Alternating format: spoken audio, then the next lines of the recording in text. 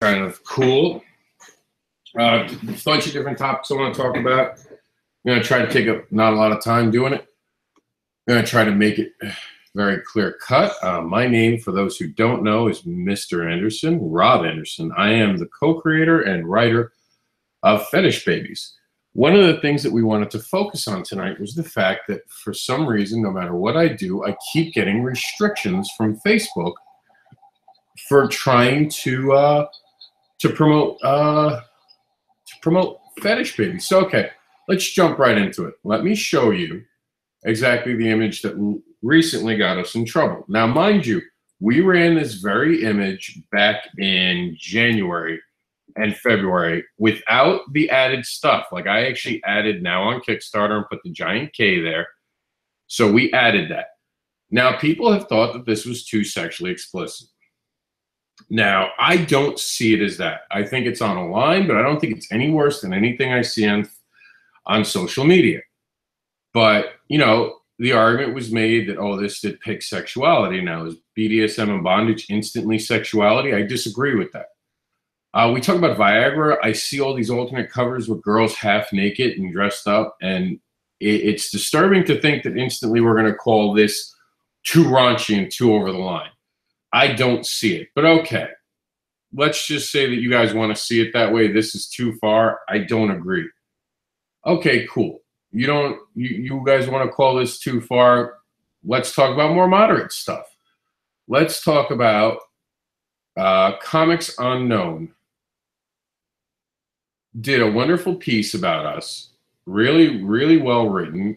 I decided to share this on my account, and I was proud of the actual content and how it was put. He really did understand the difference of how we were trying to tell a story. We weren't using sexuality as the driving force of the story. The story became about the characters. So I shared this on Facebook. So Facebook determined this to be something that was somehow spam. Everything that we've done with Fetish since this new AI program took over for their automatic monitoring is now somehow problematic for them, which is absurd to me. And I don't know how to deal with that as a person logically, other than to say that clearly Facebook is determining what morals we should all live by. Then this goes again to the point. You having a fetish is being used against you, and anything that they determine to be sexual. Now, here's my gripe, my complete and total gripe with Facebook. So all of that is inappropriate, right? Talking about fetish is inappropriate, but this picture is still allowed to this date. And I had a friend who actually asked me to report this because he felt this was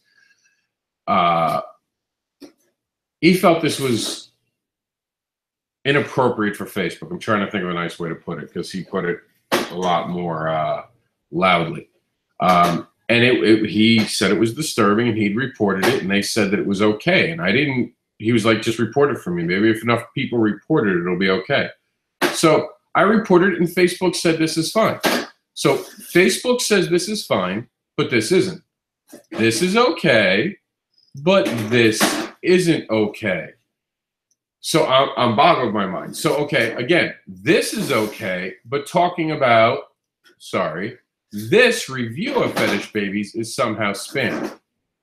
And it goes deeper because I've been following it where groups have been having to change their names because of the fact that they're being harassed by Facebook. People have been reporting them. I mean, it's definitely becoming a Big Brother scenario, and it's disturbing that Facebook thinks it has the right and people have the right. We're in 2017. When I started this year, we wanted to change the perspective of what BDSM and fetish is, and during that time, it's only gotten worse for people with it. People look at this as some sexually cheap thing that's like pornographic to even talk about it, and yet we can talk about Viagra, we can talk about what celebrity is having sex with who. We can talk about, you know, sexuality of people. But if we bring up BDSM or fetish, it's instantly somehow, that's Jack's running around the background playing. It's instantly something that's dirty. And that's not necessarily fair. And I think that is disturbing. I think that if we're going to be a culture that wants to talk about Viagra on our television, if we're going to be a culture that discusses all of these different topics that I see, and there's some disgusting topics, I'm sorry. There are some. I mean, on Z100, some of the things they say, you know, like we can talk about all that shit. And we used to call Howard Stern bad. Let me tell you, Howard Stern doesn't have anything to do with what's on radio nowadays. So all of that's horrible. Howard Stern just maybe opened the door. But either way, it's horrible. But yet still things like this are witch hunted. And it is disturbing. And I mean, we're still going to get funded. I believe in you guys. I know that you're going to help me get there. We have 15 days to go. But it is disturbing how Facebook is heading, that they're starting to have this overstepping reach. And it's, I talked about it. I got a lot of inbox messages. I got a lot of comments about it, how people absolutely agree that Facebook has begun to start this service where if you're not buying an ad, you're not getting any attention whatsoever. So that's a big problem. That's something that's problematic and an issue for me, because I believe that we need to talk about things. I mean, I had someone say that this was disturbing. My wife had posted it, and he said this is something disturbing and traumatic. Traumatic? What's traumatic about a girl being tied up? Like, I mean, it's on SVU every night, and that's on during the day on USA. I mean, we depict these things in our culture, but when we demonize them, they're fine. But when someone wants to talk about them in a mature manner, suddenly that's a problem. So, I mean, and it goes beyond this. If this, here's the slippery slope. Like, if you guys are okay with this not being covered by Facebook and, oh, well, you know, it's about sexuality, so that's a problem. Where does that line get drawn? If the line's only at fetish, is that okay? Is it all right to deem a certain subset of human beings as deviants, and that's okay, despite research, despite everything that says contradictory? Is that okay?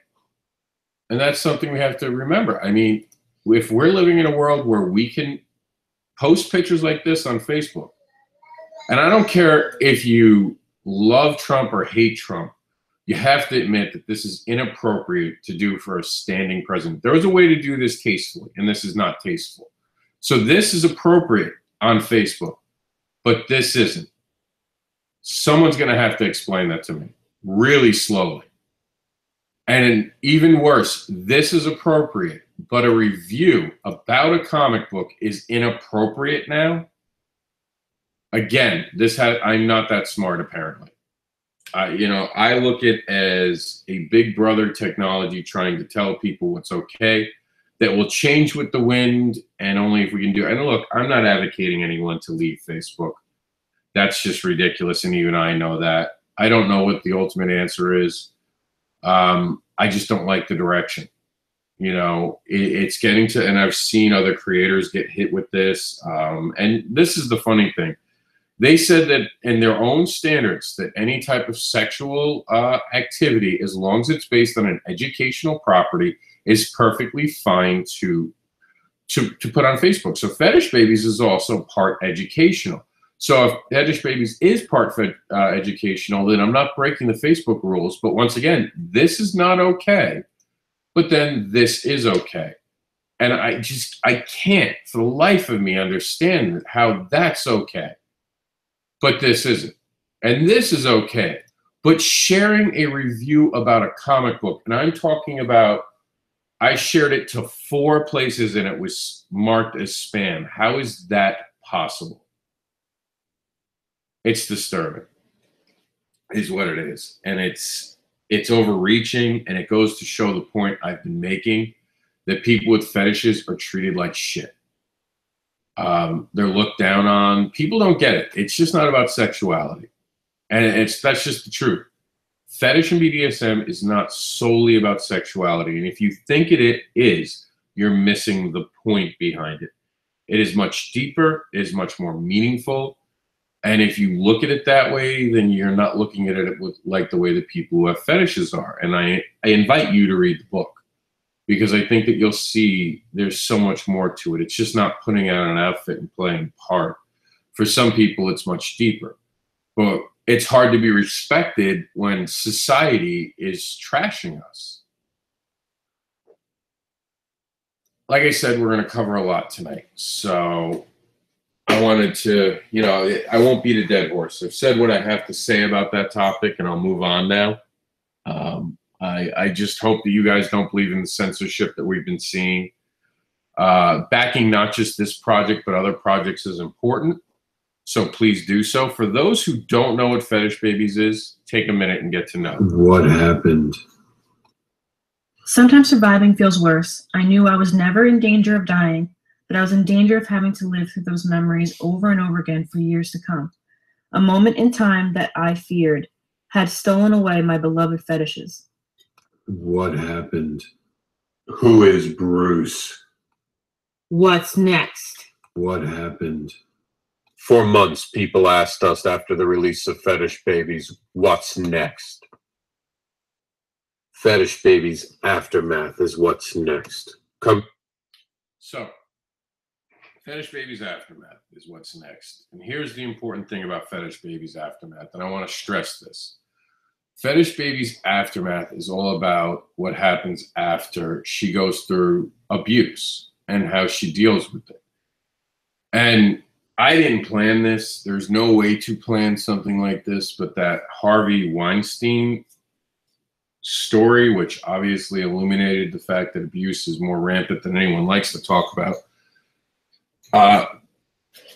kind of shows that this abuse and these things that people go through don't go away and no one forgets it.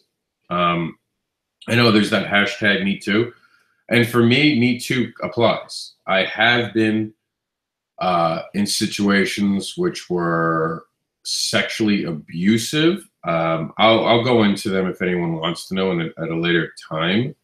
It was nothing as severe as some other people went to. I have been touched. I have, without permission. I have, to the point where my wife now calls me someone who is, I forgot the term she did, but basically, like when I meet people, I'm very standoffish. I don't like people touching me because I've been groped and I've had things done to me. Nothing as bad as some other people. I'm not trying to make it a competition. I want people to understand that. I'm just saying, for a slight bit, I understand just a little of it, and I can understand how much worse it must be. Plus, I've talked to many people in the fetish community, both male, female, about the abuse in it. I know there are other genders, and I don't mean to disclude anyone. I just don't know how to list it. So I'll just say I've talked to a lot of humans. How's that? So I can encompass everyone. I've talked to human beings, not just one gender, about the abuse that is going on in the BDSM culture. I've talked to people about the abuse in the world. And, you know, it's very powerful that, to me, that we need to get this out there. And with reviews like, oh, wrong one. With reviews like from Comic Unknown that talk about it and talk about how it's not this cheap sexualized thing. It's very important because our first book does set up this amazing world, and we're so thankful to have reviews like this where, especially, you know, it's getting noticed. You know what I mean? The fact that this isn't just about sexuality. You know, the book isn't sexually charged. In fact, one of the few complaints I've heard about Fetish Babies, and it wasn't really much of a complaint, just more of a question, was why it wasn't more sexual. And I think people don't get, for Barbara at this stage, her fetish was not about sexuality. It was about the fetish. And I don't think that people understood who read the first book, or if you do read the first book, it's not about her getting laid or having sex. It's about her living her fantasies of fetish. And in her mind, she's never applied sexuality to those fantasies. Those fantasies were simply about the fetish. And she is going to have to deal with connecting sexuality to the fetishes because it's not something she's really thought of. Because people with fetishes often think about the fetish before the sexuality. And that's true. When most people were younger and 16, they were trying to go around and sleep with other people that I knew, like friends of mine. Having sex was a big deal. For me, I wanted to tie girls up. So there's that change. There was the goal. I wanted to tie someone up when I was younger and a teenager. I didn't just want to have sex with them. You know, sex wasn't the goal. It was the bondage and the tying up that was the goal. And that's what a fetish is. And that's what this is going to show you, that there's so much more to it. And it's not some cheap trick. It's not something small. It's not something that's not powerful. A fetish is, by definition, something very powerful. And Aftermath is all about what happens after this book. You know, be careful what you wish for. And that's basically what happens to her. She winds up dealing with something she's not ready for. And it leaves an effect on her. And that we wanted to really deal with it. And this is not something that we're going to deal with for 5 minutes and walk away from. What happens to her is going to haunt her throughout the series. And it's going to pop up like it does with people. Like this past 2 weeks, those people, all the people, let's just put it that way, not those people, but all people who have felt touched the wrong way, who have been physically or mentally abused with sex being the driving force or sexuality, have all had to be reminded about it in this last couple of weeks and had to take a minute to think about what that means to them. And that's what Aftermath is about. Come join us as the story goes into the after effects of a night gone wrong. Can Barbara regain the fetishes she feels are stolen from her? Is there a way for Barbara to live the lifestyle she's always dreamed of? Is this the end of Barbara and fetish altogether? Join us as we explore the answers in Fetish Babies Aftermath. So now, I've been really lucky, and I'm so thankful that the reviews that I've had, and I should get Charlie's review up here too, have been so wonderful and supportive of what we're doing, and people are getting it, you know. And that was one thing when we did this, and I started off with this. I was a little nervous because sometimes people don't get it, and I want to talk about this because this is not a known thing, and I'm going to do it. Okay, so here's a picture of it, nice and big for us. This is from the Comics Unknown review. He had actually asked me to show something that we hadn't talked about much publicly, so we're going to talk about it now. And I talk about this at the tables, so I do talk about publicly. I just haven't talked about it on social media publicly. So Fetish Babies was written as a blog, kind of a nod to my NYR series back in the day. But I also wanted to be able to tell a very massive story, very condensed, because at the very beginning, I didn't know if you guys would really want to see her growing up, and I didn't know if people would want to see the interactions. It's a very slow start, and a lot of people who've read it do admit that there's, at the very beginning, a feeling of getting to know a lot of things, which is exactly what a blog is supposed to do. It dumps on you a lot of information, but we do it so, and people have caught this, and I'm so grateful for that, that they feel the pace quicken. And that's what I wanted to do, where suddenly the pace gets faster and faster. And suddenly you're at the end of the book and you're like, oh my God. And that's been one of the most amazing things about the first book, is that oh my God moment. I have had so many people asking me what's next. To this date, I get people asking me, when's the book going to be ready? Because they want to know what happened. They want to know what happened after. And that's what Aftermath is about. But as you guys can see, one side is words, one side is a picture by Satane Zilia. Amazingly beautiful pictures. And she inspired us to do very little but splash pages because her art was so beautiful. And when I remember talking to her, I said, when we do the art, I want it to be like a fantasy. The idea is that these are her mental images. When you're reading the book, these are what she thinks it looked like in those moments of life. And we're not always honest with the depictions of our mental images, are we? We review things back in our mind differently, knowing context or knowing the moment. Sometimes things change it. So I wanted this to seem like a fantasy. And by the time we get to Aftermath, you'll notice that the art is different. It looks like Satane, but it's kind of not Satane's art. I'm trying to get you guys the cover. And that's because it's not Satane. We had Tamarata, I think is how you say it, join us as the head artist. And it's similar to Satane, but I didn't want it to just be a copy. I said, this is what I want. I want you to draw it like she's out of focus. I want the world to seem not as sharp as the first book. I want it to seem different. I want art to be part of the project. And I want her to show through this art that the abuse has left her affected and jaded, even how she looks at the world. And there's a moment that will change that, that'll lead us forward. Because obviously this is not a surprise. This is meant to be an ongoing series. So obviously we have to get through some of the abuse. And by get through some of the abuse, what I mean is she has to get to a point where she's ready to move on. She's never going to get over what happened to her.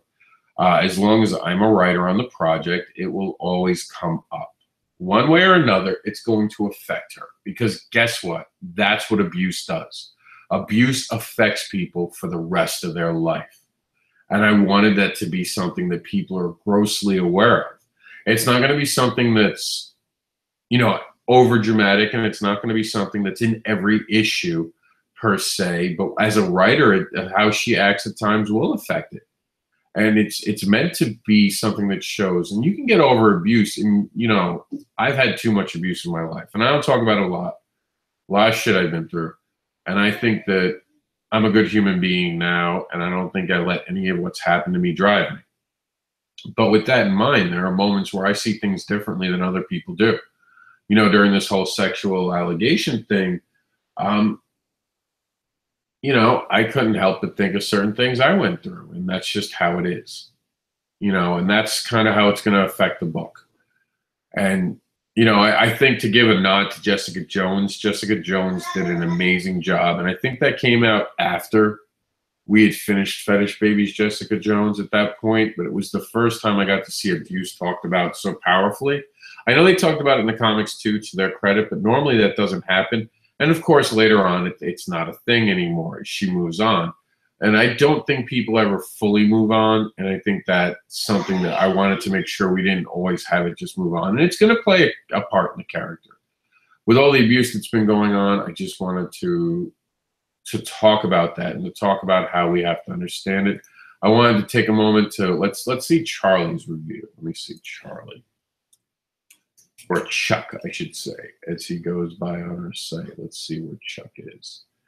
All right, here we go. So Chuck reviewed this, editor on a couple of my books, had nothing to do with this project. It was an amazing review again. I don't know how I got so lucky to get people to say such kind words. You know, I'd make the joke that I paid him off, but in this moment, I don't want to joke about it because I'm so proud of it. I'm proud to be able to say that people saw what I was trying to do. And the reviews so far from everyone who's done a review publicly, gotten a lot of private reviews, but these are public reviews, have all been positive from people who aren't into fetish. And the people who are into fetish, I've had a lot of positive reviews, but I don't think they feel as comfortable talking about it. Going back to the beginning of these videos, Facebook, and all the perceived hate on it, we understand why. But I mean, it was beautifully done, and I'm taken back by how lucky I am for people to be getting my writing. That's such a compliment. That people could understand what I'm trying to do and the way I'm trying to tell the story, so I am so thankful for that. So I've gotten 3 great reviews so far.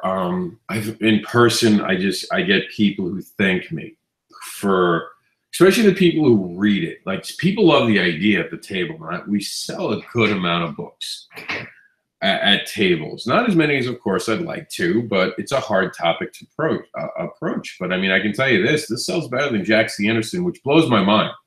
I honestly thought Jax the Anderson would be something so easy to sell. And it's been harder than Fetish Babies to sell that. So, I mean, I'm not mad about it. I'm not upset, but it was weird. It was weird to know that Fetish Babies is the most popular one. Even with Halloween coming, it's still better seller than Monsters. And that's per the days that they were on the table at the same time. We sold out Fetish Babies, I think, in 4 hours at New York Comic Con. And we didn't have our normal amount. If we had our normal amount for a show for one day, I honestly think it would have been a record for a single day. It was insane at New York Comic Con, and I wish I had more books on the one day I was there. But that's what this is, man. This is all about the creativity and being able to tell a story, and it's powerful and it's moving, and it's supposed to be that way. And and I kid with my wife, like she's my co-creator, Alyssa Anderson. We were talking about it, and she's there like, she's always talking about me holding back because she always feels like I don't promote this like I promote my friends' projects. She always feels like I don't do enough for promotion, and not in a negative way, not in a nasty way. She just wants to encourage me to be more open and honest about this, and I get that and I respect that, but it's hard, you know, it really is. I don't. We're talking about how the third book kind of starts to set a new tempo with some of the imagery we're going to use. We're definitely going to turn up the heat a little bit with some things. And I told her, I was like, well, the third issue is our third date with our reader, so we can start to get a little freaky. And that's kind of where we were at. I didn't want to start a book too sexual because I think we'd lose readers right away. I think that it'd be cheap and it wouldn't have been earned. And I think we have to build a relationship with the readers that makes it, when we're talking about sex, they're like, there's so much story there that's not about sex. I have an established character. I'm okay with sexuality. You know, you watch that movie and it starts off with two people just screwing. You don't get the thing behind it. But when you see the romance build between characters, and in this case, the romance is honestly going to be between Barbara and a fetish and how it affects her, you're going to want to see the relationship grow. And we're not going to tease very long for that relationship as sexuality does come into play. This is the first series of books, and I've always said this. There are currently planned 4 series that will deal with different aspects of the BDSM culture.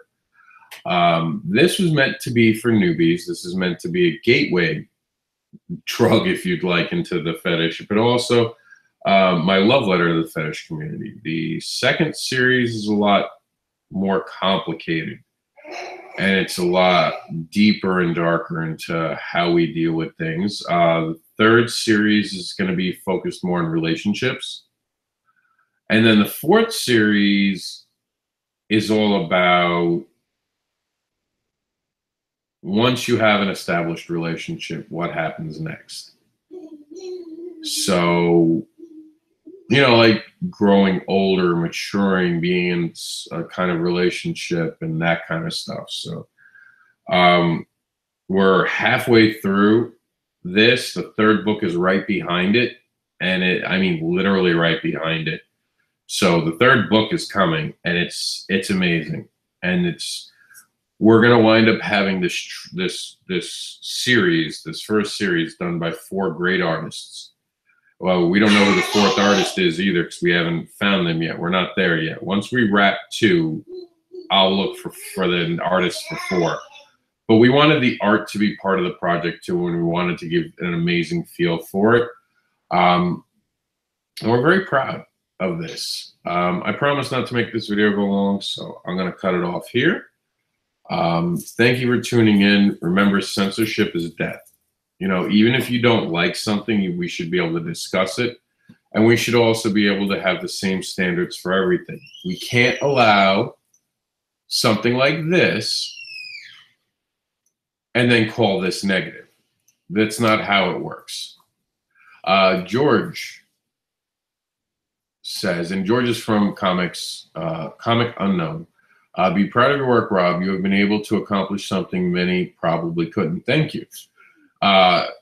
It's a balancing act. It really is. And, you know, there are times you want to just lean in and do what your peers are doing. Take the easy route. Do a cover that's over sexualized. You know, show off boobs, because you show off boobs and that's okay, right? Just put my character in a dominatrix outfit, and I can do that as an alternative cover and just cash in. That'd be easy, right? The only problem is that there's an integrity to what we do. If we show something, it has to have a meaning. If the cover's playful, it has to represent why it's playful. It has to show something. It has to be done right. And we'd actually removed an artist for the first project for Fetish Babies, not recently, but for Fetish Babies itself, where we had to remove him because he wasn't getting it. He wanted to make it sloppy and too sexualized. So it's definitely a balancing act. But George, thank you for the review, and thanks for getting it and reading it. I know it wasn't necessarily your thing going into it, but I'm glad that we got to show a different side of it to you. So I'm appreciative of that, and thank you so much. So we're going to sign off now. I might go on to do a quick update on some projects on Kickstarter later tonight. For right now, I just got some filing to do on the site. So if you guys have any questions, shoot them over to me. I want to answer some questions that came over private message to me. We're going to sign off of everything. So YouTube, thank you for tuning in.